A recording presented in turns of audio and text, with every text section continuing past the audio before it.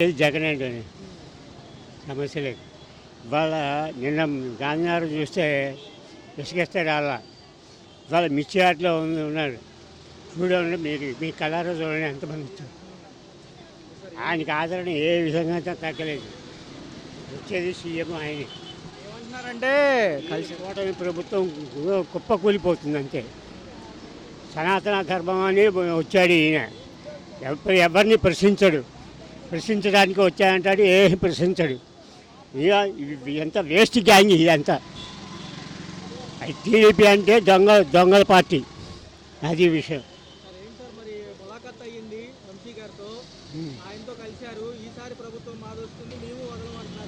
అంతే, గుడ్డలు ఓడ తీసుకొని ఎక్కడ ఇవ్వాలి అక్కడ కొడతారు అంతే.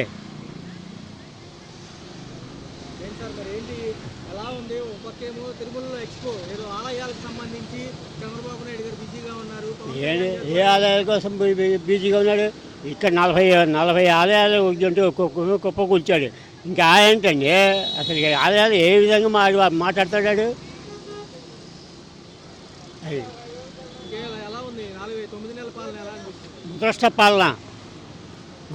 ముదృష్టంగా ఉంది. అది విషయం. ఎవరు బాగుపడే రోజులు లేవు. రైతులు నష్టపోతున్నారు. రైతుల గురించి గోడు పట్టుకునే వాళ్ళు లేడు. ఎవరి విషయం ఎవరికి అక్కర్లా. వాళ్ళు అంతసేపటికి దొంగల దోపిడీలను దోసుకు చేపట్టమే. ఇసుక తగిలించి అన్నీ దోసుకు చేపట్టమే. నిజమే, గ్యారంటీగా వస్తాడు. అది విషయం. అన్నయ్య గారు చూసుకున్నట్లయితే 8 నెలల కూటమి ప్రభుత్వ పాలన చూశారు, గతము చూశారు. ఎలా ఉంటే బాగుంటుంది అంటారు? ఇంకా సరుకుల ధరలు కాడి నుంచి అన్నీ కొంచెం సామాన్యులు ఇబ్బంది పెడతాయి కదా, మీ అభిప్రాయం? మాకైతే జగన్ పాలనే బాగుంది.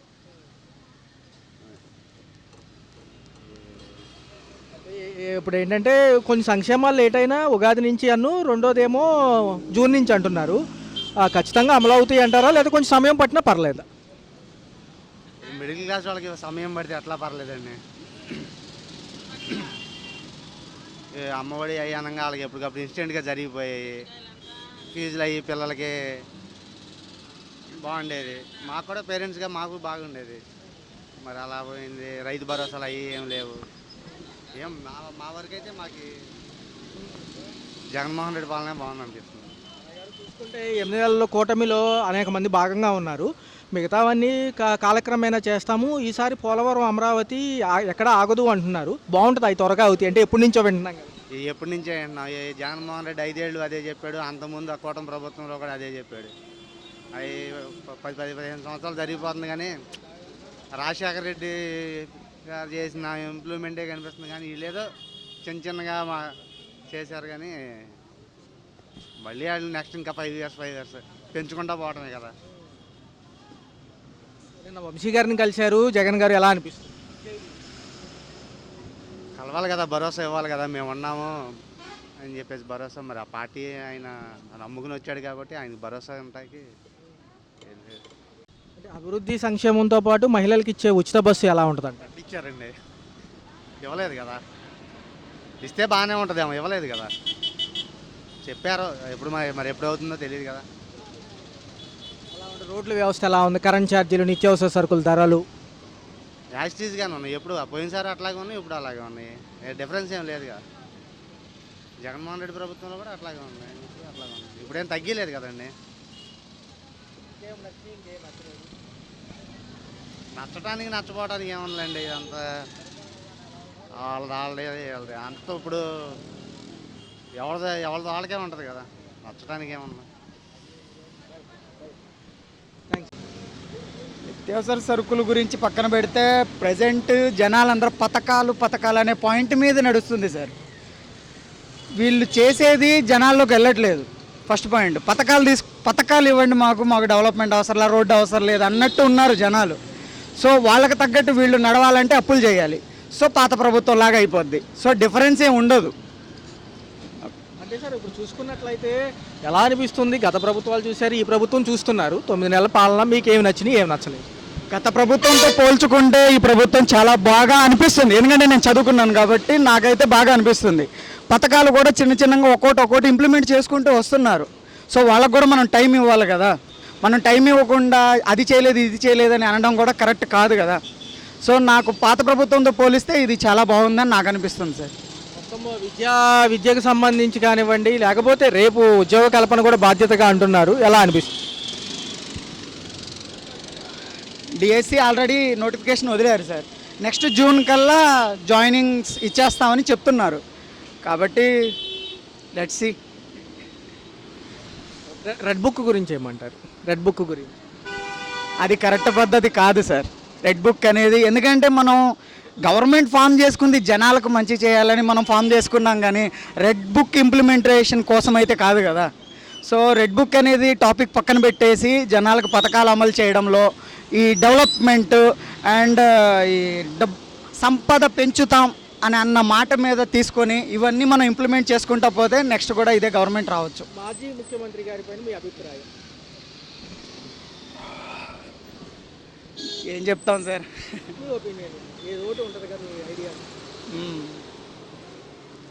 ఆయన గురించి చెప్పడానికి ఏముండదు సార్.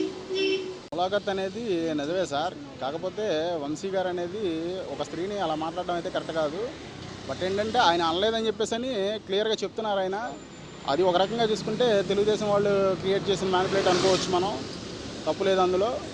ఒకవేళ అతను అనుంటే ఒకవేళ అన్నాడన్నా కానీ బహిరంగ క్షమాపణ అయితే చెప్పాడండి ఆయన. మీడియా కాన్ఫరెన్స్ పెట్టేసి క్లియర్ కట్గా చెప్పాడు ఆయన. అంత చెప్పిన ఆయన్ని మనం అధికారంలోకి వచ్చినప్పుడు మీరేం చెప్పారు? మాది కక్షపూరిత రాజకీయం కాదు, మేము ప్రజల కోసం పనిచేస్తాము, ప్రజల బాగోగులు చూసుకుంటాము అని మీరు చెప్పి రాజకీయంలో గద్దెనెక్కారు. అది నమ్మి ప్రజలందరూ మీకు ఓట్లేసి మిమ్మల్ని గవర్నమెంట్ ఫామ్ చేయించారు. కానీ మీరు చేస్తున్నది ఏంటండి? గవర్నమెంట్ ఎక్కిన తర్వాత ప్రతి ఒక్కరిని హింసించడం, ప్రతి ఒక్కరి మీద కేసులు పెడతాం, ప్రజల్ని భయభ్రాంతుల్ని చేయడం, పోలీస్ వ్యవస్థని పూర్తిగా దుర్వినియోగం చేయడం ఏంటి? మీ స్వలాభం కోసం గవర్నమెంట్ని ఫామ్ చేసుకుని వాడుకున్నట్టే ఉంది తప్ప ప్రజల కోసం మీరు పరిపాలనిస్తున్నట్టు మాకైతే ఏం కనపడతలేదు సార్. మీరు ప్రజలకు ఏదైనా చేయాలనుకుంటే నిత్యావసర సరుకులు తగ్గించండి, పెట్రోల్ రేట్లు తగ్గించండి, గ్యాస్ రేట్లు తగ్గించండి. మీరు అవి చేస్తే చాలు సార్, ఆంధ్రప్రదేశ్ సస్యశ్యామలంగా ఉంటుంది. మీరు రేట్లు తగ్గించుకోకుండా ఏమీ లేకోకుండా ఇవన్నీ నేను అది డెవలప్ చేసేస్తాను ఇది డెవలప్ చేసేస్తానంటే కరెక్ట్ కాదు కదా. మీరు డెవలప్ చేయాలనేది ఆటోమేటిక్గా అది డెవలప్ అవుతుంది సార్. మీరు ఓన్గా చేయాల్సింది ఏమి ఉండదు. అవ్వాల్సిన పర్మిషన్లు అనేవి మీరు ఫ్రీగా ఇస్తే సరిపోతుంది. గవర్నమెంట్ ఖజానాకి ఎక్కడా లాస్ రాకోకుండా, గవర్నమెంట్కి ఎటువంటి ఇబ్బంది కలగకోకుండా ప్రజలు కూడా సఖ్యంగా బతికేలాగా చేయాలి ఏంటి. అంతేగాని ఇప్పుడు వచ్చేసి ప్రతి ఒక్కళ్ళకి హెల్మెట్ పెట్టుకోవాల్సిందే అని చెప్పిన ఒక రూల్ పెట్టారు, మంచి ఆలోచన. కానీ దాన్ని మనం ఇంకా పునరుద్ధరణ చేయొచ్చు. ఎలా? నేను యూట్యూబ్లో ఒక వీడియో చూశాను సార్. ఆ హెల్మెట్ పెట్టుకోకపోతే ఆ బండి అనేది స్టార్ట్ అవుదండి. చేసినా కానీ బండి అనేది స్టార్ట్ అవ్వదు, హెల్మెట్ పెట్టుకోకపోతే బండి స్టార్ట్ అవ్వదు. అలాంటి కార్యక్రమాలు చేస్తే ప్రజలకి మీరు సస్యశ్యామలమైన పరిపాలన అందించినట్టు ఉంటుందండి. ప్రజల్ని మీరు మీ సొంత పెట్టాలి అనుకుంటున్నాను అది ఇదని మీ స్టేట్మెంట్లు చాలా ఇచ్చారు. అలాంటివి చేస్తే మీరు ఇచ్చేసినట్టు అయింది సార్. అదొకటి. విజయవాడ సిటీ అనేది చాలా రద్దీ అయిన ప్రాంతం అయిపోయింది. మీరు ఈ ఏరియాలో పెట్రోలింగ్ వ్యవస్థను తీసేసేయాలి, సాంతం ఎలక్ట్రికల్ వ్యవస్థను పెట్టుకుంటే 99% విజయవాడలో పొల్యూషన్ అనేది తగ్గిపోతుంది.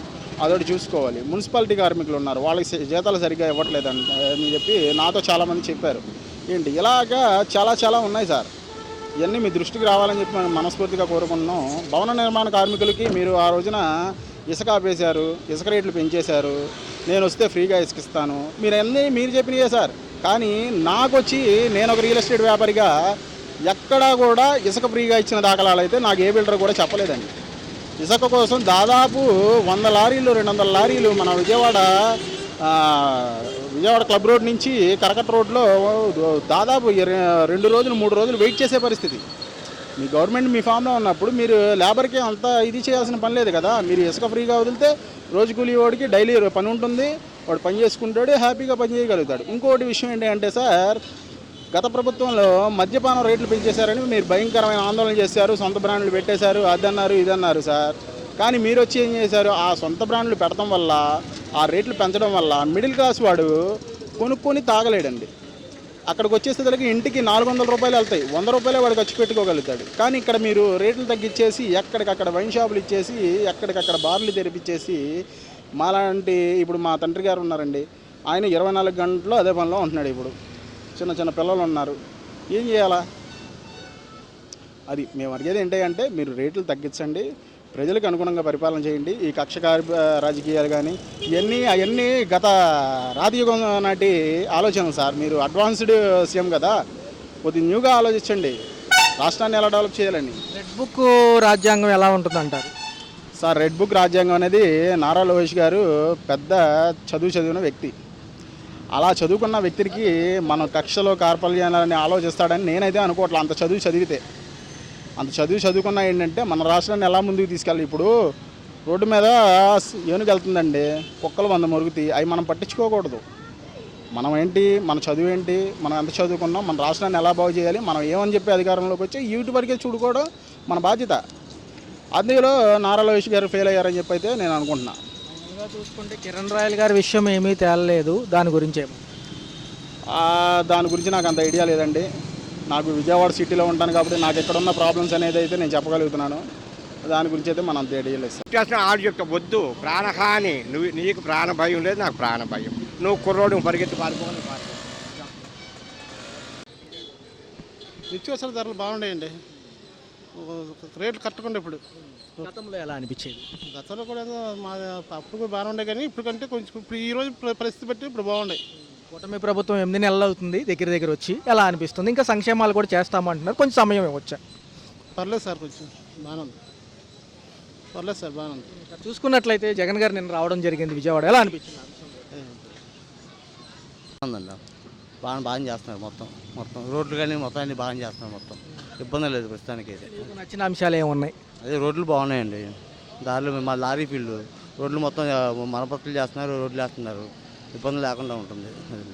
అంటే కొంచెం సంక్షేమాలు లేట్ అయినా ఇస్తామంటున్నారు, కొంచెం వెయిట్ చేయొచ్చు. వాళ్ళు ఏముందండి, మనం కష్టపడుకుని ఒప్పుకుంటారు. కానీ అది సంక్షేమాలు పెట్టి జనాల్ని సోమపాలు చేయడం ఏముంటుంది చెప్పండి. దానికి మనం కష్టపడుకుని మన డబ్బులు మనకు వచ్చి మన ఫ్యామిలీని నడుచుకుంటే చాలు. అవసరం లేదు సంక్షేమాలు. ఏమన్నా ఇవ్వాలంటే ముసలి వాళ్ళకి కానీ చిన్న ఆలోచిస్తే సరిపోతుంది. కష్టపడ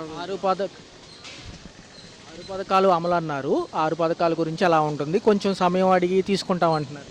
రాగానే ఎవరు ఇచ్చేస్తారని చెప్పండి, టైం పట్టదు ఏదైనా కానీ రావాలంటే. అది నిదానంగా వస్తూ ఉంటాయి. అది లేట్ అయినా ఇబ్బంది వస్తే పర్లేదు, అది ఇబ్బంది ఏం లేదు. జగన్ గారు మళ్ళీ వస్తానంటున్నారు, అది కొంచెం కష్టమే అన్నది, కష్టమే కొంచెం అది. సార్ మిగతా అంశాలు ఎలా ఉన్నాయి? ప్రస్తుతానికైతే అంతే అండి. ఇప్పుడే 1 సంవత్సరం కూడా అవ్వలేదు కదా, ఇంకా నిదానంగా వెళ్తూ ఉంటే సరిపోతుంది. రిసిట్గా ఫ్యూచర్లో మొత్తం చేస్తూ ఉంటే సరిపోతూ ఉంటుంది, నిదానంగా చేస్తూ ఉంటుంది. 1 సంవత్సరం కూడా అవ్వలేదు ఇంకా రావచ్చి. నిదానంగా డెవలప్మెంట్ చేసుకుంటూ ఉంటే కంపెనీలు వస్తూ ఉంటే ఉద్యోగాలు ఎన్ని వస్తూ ఉంటాయి. అది